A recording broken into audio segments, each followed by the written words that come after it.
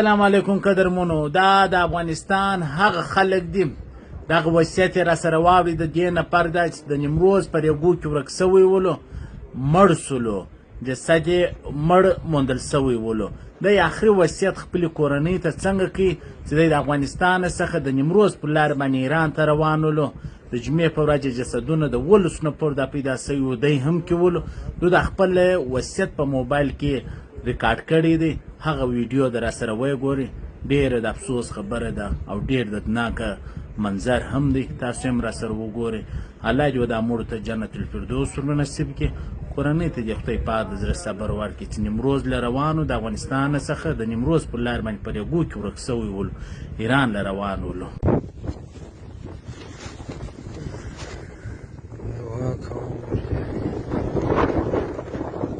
دعا کوم مرجانې مرمه، دعا کوي ټوله غیبتي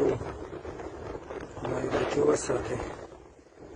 زه ډول نه لرم چې باج دې سمه، که زما یادګاري وطۍ ته ورسېده ټولو ما ته حق خپل کوي.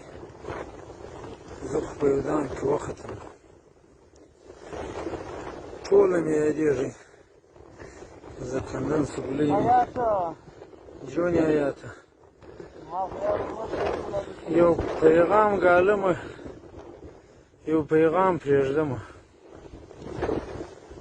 سر کې راپورته پر ما جهانه زمه حیات الله جان مرادان یم از ما د کې مور ته ورکړه، ما ته بخته وکړه.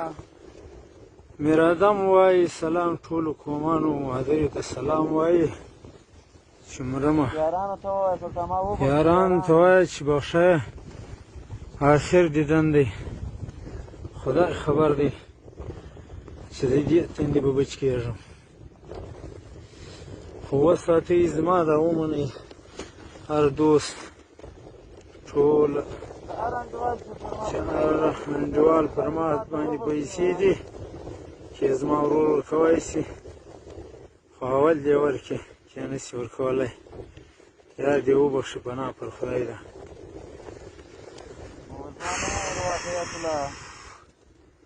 مرم آخر یادګار مې دی. سلام علیکم.